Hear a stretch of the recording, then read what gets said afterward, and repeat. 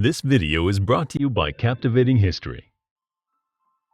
Once upon a time, there was a young man named Oedipus who believed that he was the only and well-beloved son of his parents, King Polybus and Queen Merope of Corinth. He loved them as they loved him. When a young drunkard taunted him, saying that he was not the true son of King Polybus, he was both furious and hurt. Likely, he put the most obvious interpretation on the taunt and thought the drunk was calling Merope an adulteress and Oedipus a bastard. He told the king and queen what he had heard. They expressed outrage, said it was a lie, and told him not to worry. But something in their faces, in their voices, troubled Oedipus. He believed that there was something they weren't telling him. He didn't press them. Perhaps he didn't want to hurt their feelings any further. Perhaps he was simply convinced that they wouldn't tell him the truth. Instead, he went on a solitary and secret journey to Apollo's oracle in Delphi, and there he asked about his parentage. The oracle never lied, but it was often cryptic enough to be a dangerous guide of conduct. So it proved for Oedipus. The oracle did not reassure him that he was Polybus's son, nor did it confirm his suspicions that he was not. Instead, it told him that he was doomed to a dreadful fate. He would kill his father, marry his mother, and produce children of incest, children terrible to behold. The prophecy dismayed Oedipus, and he resolved to escape it at all costs. He left Polybus and Merope, left the kingdom that was to have been his, that he loved, and resolved to live in perpetual exile rather than returning evil to the parents who had given him so much good. Despite these noble intentions, or maybe because of them, resentment burned in him. When he came to a crossroads not far from Delphi and found a chariot surrounded by attendants coming the other way, he didn't yield the road. The chariot driver shoved Oedipus, and Oedipus shoved back. Seeing that, the old man who rode in the carriage struck out hard with a goad, catching Oedipus a painful blow on the head. Oedipus was furious and returned the blow with interest. The old man fell sprawling from his seat, clearly dead.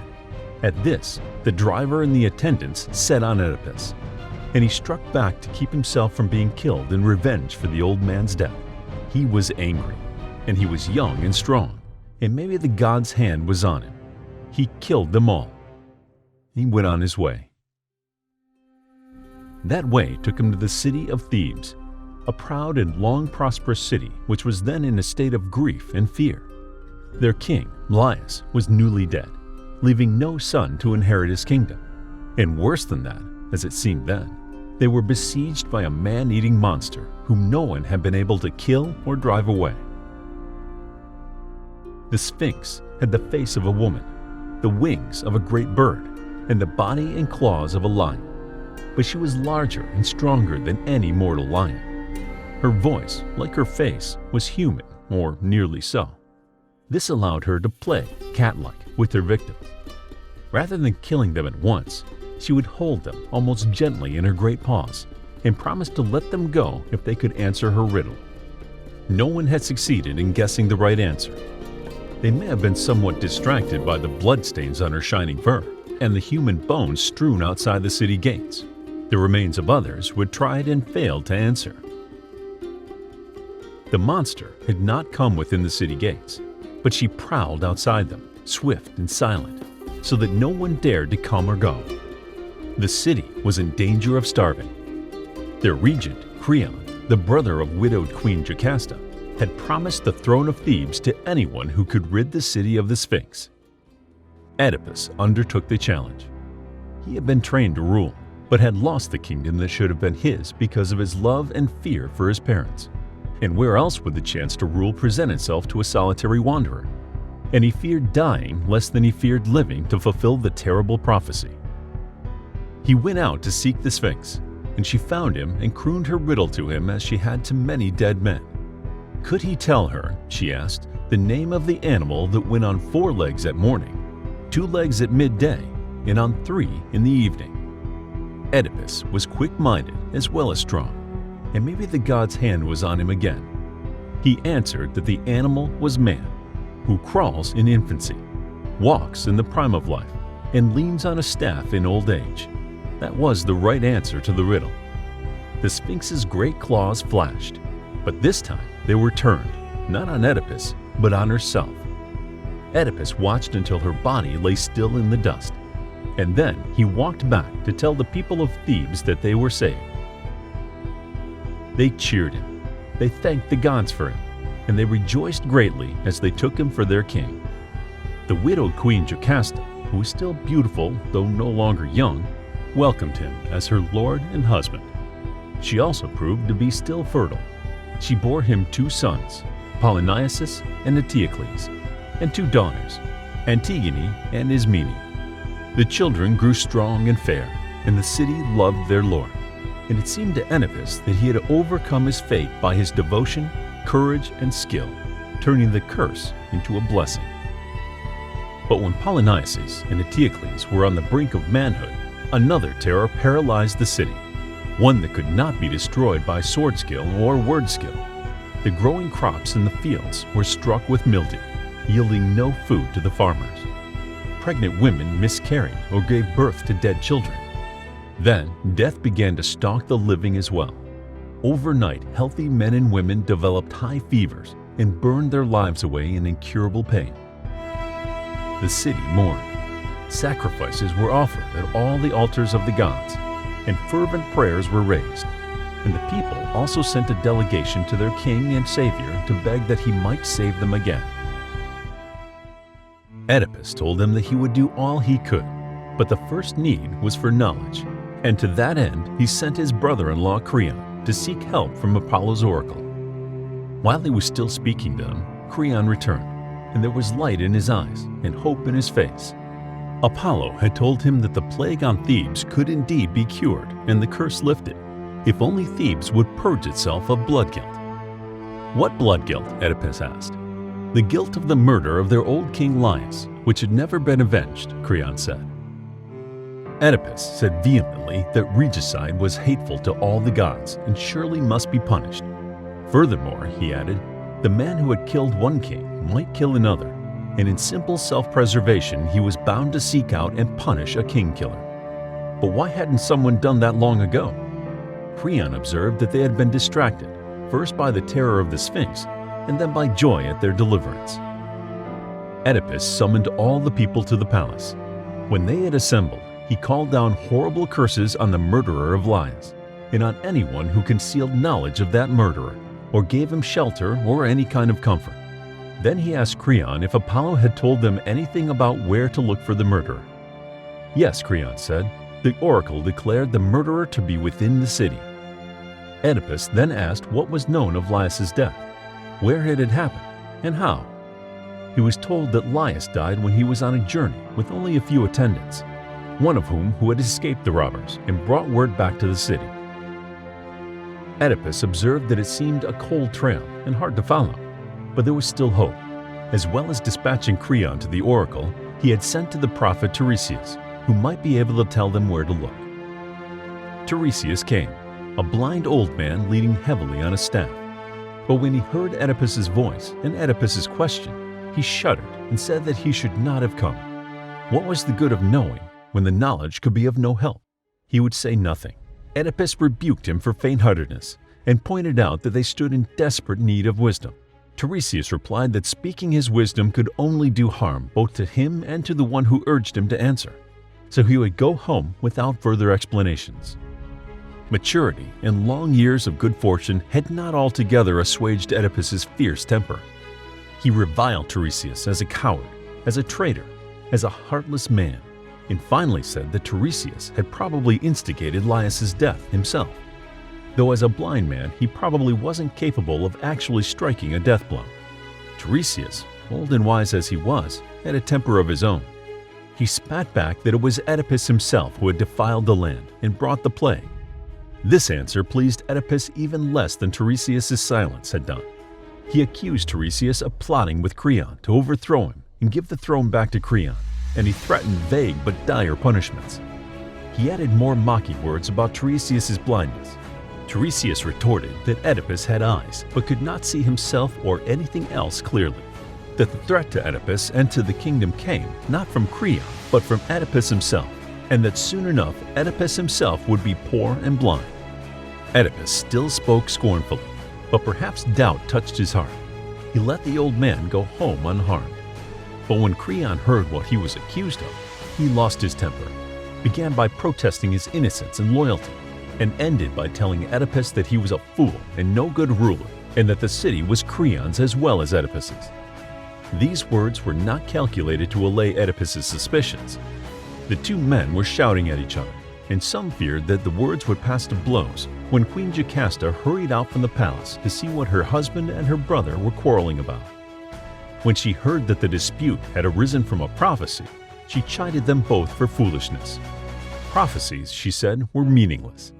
She thought so because her own first husband Laius had heard a prophecy that terrified him, and it had come to nothing.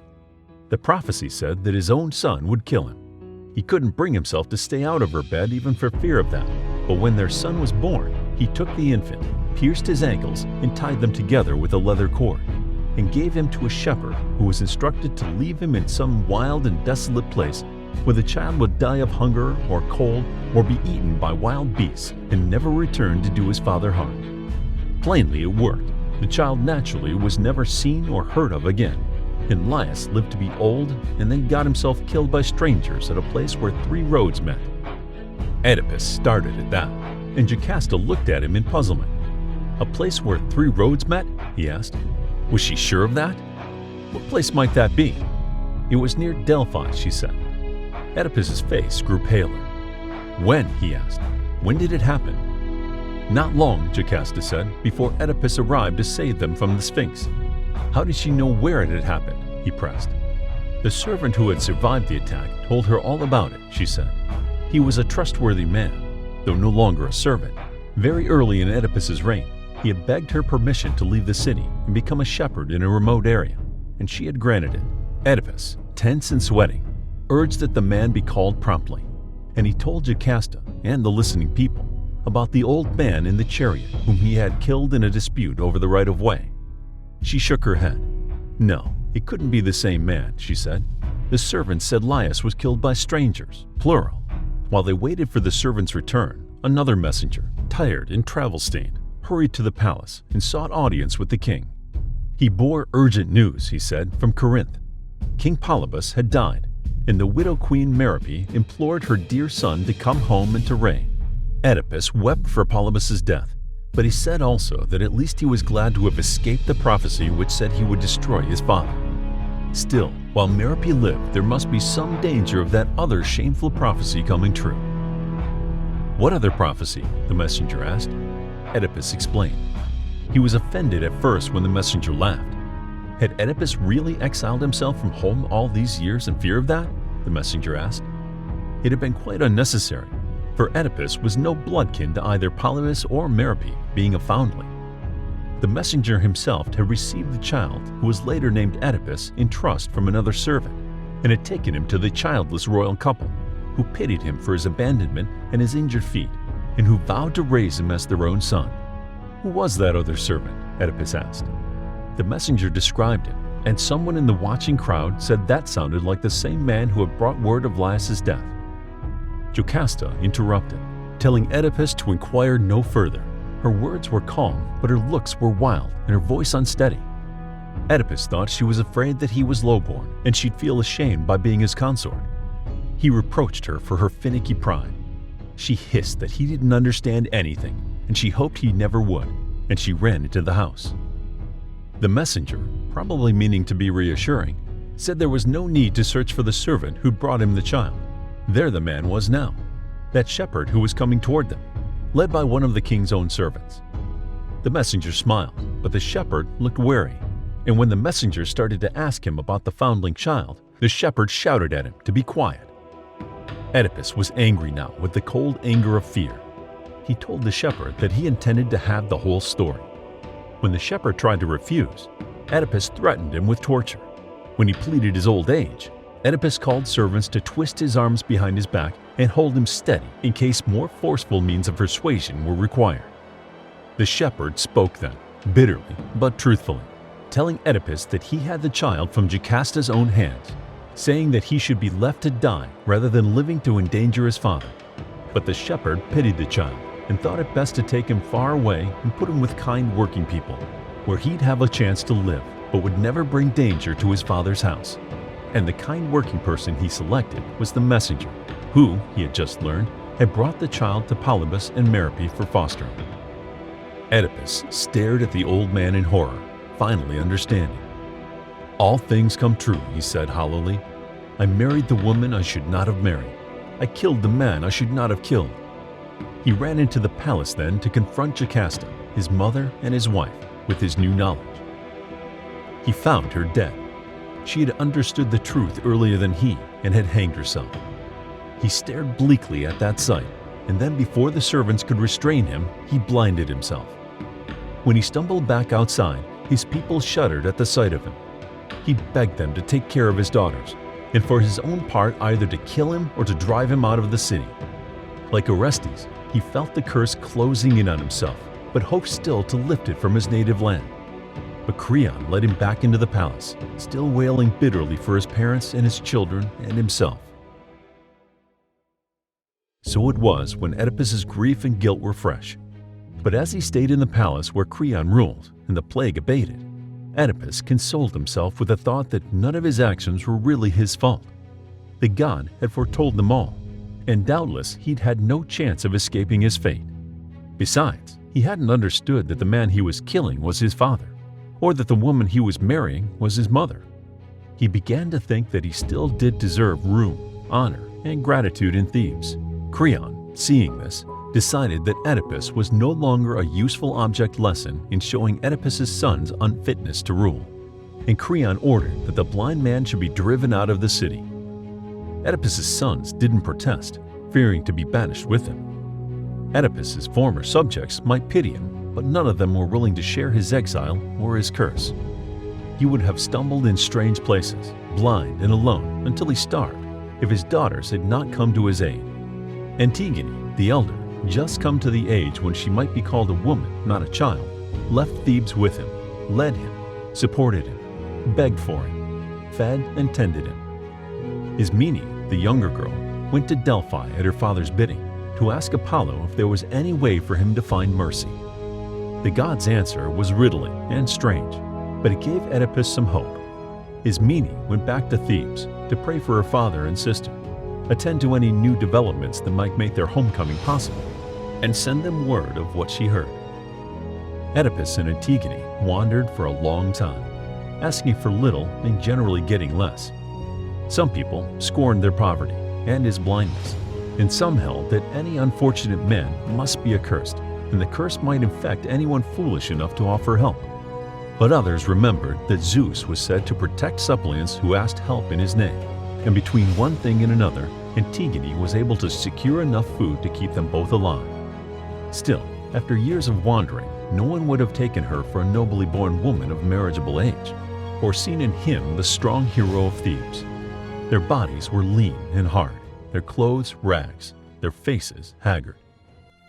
So matters stood when they approached Athens, which Oedipus began to believe was the place where Apollo had hinted he might find rest at last. Oedipus was exhausted before they reached the city gates. Antigone settled him on a convenient rock by the road and started off to ask if anyone would take in a blind beggar. But before she was out of hearing, a passer-by called to her father that he was sitting in a dangerous and holy place and ought to get out of there at once. Oedipus had other ideas. If he was on holy ground, he said, he was clearly a suppliant under the protection of the gods of that place. Which gods were those, anyway? They were the Eumenides, the stranger told him, the Mercies, though in other places they might have other names. Perhaps Oedipus had heard the tale of Orestes. At any rate, it seemed he knew something of the Furies, and of the unwisdom of speaking of them by that name. He said that Apollo's oracle had told him to seek those goddesses out and promised he would find protection at their shrine. The stranger hurried back to the city, bearing news of Oedipus, and the elders of Colonus, the settlement nearest the shrine, came out to meet him. They were firmer than the stranger had been in telling him to remove himself from hallowed ground at once, but they promised him that they would not then drive him away from their gates. So Oedipus came out and sat in a place that was not god-marked, and the elders asked him politely but firmly to explain who he was and where he had come from. He tried to decline answering, and for cause. When they insisted and he answered, they told him to leave at once and take his curse with him. Antigone pleaded with them, for her sake and for his, and for the love of the gods. The elders tried to argue that the love of the gods prompted them to drive notorious sinners away. But both Antigone and Oedipus answered firmly that the gods enjoined the protection of suppliants, and told the elders to call on Theseus, the king of Athens, under whose sway colonists came, to judge their case. The elders spoke doubtfully, and then agreed to send a messenger to Theseus. While they waited for him, someone else arrived unlooked for, Ismene, Antigone's younger sister, travel-stained and on a sweating horse. She wept on seeing them, and said that it had been hard to track them. Why hadn't her brothers helped her? Oedipus asked. Ismene said sadly that they were preoccupied with their own affairs. Polynices and Eteocles were men, not boys now, and each had decided that he had the right and the need to rule Thebes as their father had done. Eteocles was willing to ally himself with Creon. The two of them together had prevailed, and Polynices had been driven out of the city in disgrace. Polynices hadn't wasted time in lamenting. Going to Argos, he had married the Argive chieftain's daughter, and then encouraged the young men of the city to attack Thebes with him at their head, and he had found sympathetic hearing. War was brewing, and Ismene didn't know what course the pity of the gods might take. What pity? Oedipus asked. Ismene said that Apollo had spoken again, saying that Oedipus, in his helpless old age, would confer safety, success, and victory in war to those who took him in. This word had not come to Ismene in private. All Thebes knew of it, and she expected a delegation was already on its way to bring him back. They would take him home? Oedipus asked. They would bury him in his native ground? Well, no, not that, she said. They meant to keep him somewhere outside the city, as he was still in exile and a man disgraced. But they meant to keep him close enough to keep them safe and bless them if the second oracle proved right, and to ward off the curse which it was said Oedipus's death would bring on Thebes if he died far off in exile. Oedipus's anger had not burnt out in his long years of wandering. He said he hoped that curse would strike both his sons, who had not helped or pitied him in his suffering. The elders of Colonus had heard Ismene's tale, and they began to look more favorably on their guest. They sent Ismene to make offerings to the Eumenides in atonement for her father's involuntary trespass, while Antigone and Oedipus waited for Theseus. Theseus came promptly and spoke kindly. He too, he told Oedipus, had been a homeless stranger, and while he was king today, he was still immortal and knew he could count on the morrow no more than Oedipus. Therefore, he wished to be kind to other mortal exiles. Oedipus thanked him and asked Theseus to let him stay and rest at Colonus until he died, and to bury him there, and also to stop any Thebans from carrying him off unwillingly. Theseus agreed to all this and set off for Athens to bring a guard of able-bodied men to help with the last part of the request. But other armed men came before the Athenian guard could return. Creon was at their head. Creon spoke softly, saying how he pitied Oedipus's wretchedness and Antigone's singleness and vulnerability to predatory men, and promising to take them back with him. Oedipus said Creon had showed no care for his sufferings and dangers when he exiled him, and told Creon all Ismene's message. Being blind, he didn't see some of Creon's guard departing at that word. Oedipus refused flatly to be taken back to, but not into Thebes. Creon scolded him, and when that failed, he told him he was not really offering Oedipus a choice. Oedipus observed that it was hardly wise to forcibly carry off an old man under heaven's protection.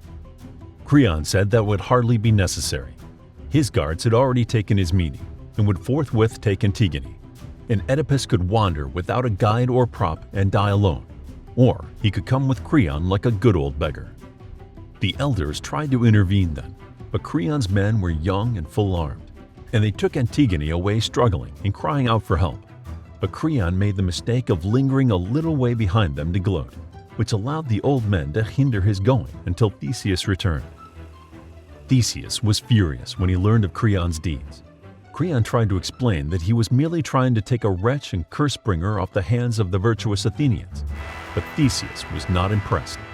He sent his soldiers galloping after Ismene and Antigone, and followed more slowly with Creon and an armed guard. leaving Oedipus and the old men who were his new hosts to worry together. Theseus and the soldiers returned, bringing the girls with them unharmed, and also bringing a visitor far less welcome to Oedipus, his son Polynices, the eldest, the exile, whom they had found kneeling as a suppliant in Poseidon's temple, asking in the god's name for an audience with his father. Polynices, like Creon before him, spoke of his compassion for his father and sisters, and then spoke feelingly of his own exile and the wrongs he bore. He urged that if only Oedipus would come with him, he would surely take a successful revenge for all their sakes against Creon and the Thebans. Oedipus turned his head away and would not answer until Polynices, Antigone, and his hosts urged him to give an answer to the son who was begging now, as he himself had begged not long ago, and to have pity on a son who might appear unfilial, remembering Oedipus and his own father. Thus urged, Oedipus gave an answer worse than silence would have been. Oedipus said bitterly that Polynices, like Creon, had no sense of justice or mercy, but only of self-interest, that he had first abandoned his father, then sought to use him, and Oedipus cursed Polynices to his face, wishing shameful death on him and Eteocles alike. Polynices might have been as selfish as Creon, but he was somewhat less arrogant. He took his father's word as final, and as a sign of his doom. Turning to go, he asked Antigone to see that he was honorably buried after his father's curse killed him. Antigone wept, and told him to avoid the need for burial by calling off his war against his own brother and his own people. But Polynices refused, saying that if he did that, he'd be called a coward. But if they knew about the curse, Antigone urged. They weren't going to hear about it, Polynices said, walking away. As he went, the sky darkened and the thunder rolled out overhead. Oedipus felt his death coming on him. He embraced his daughters for the last time and blessed them. Then he asked Theseus to take him away and to bury him in a secret place which the gods would reveal. While his grave was kept secret, he said, the gods' protection would rest on Athens for his sake. Theseus went with him and came back grave and wondering.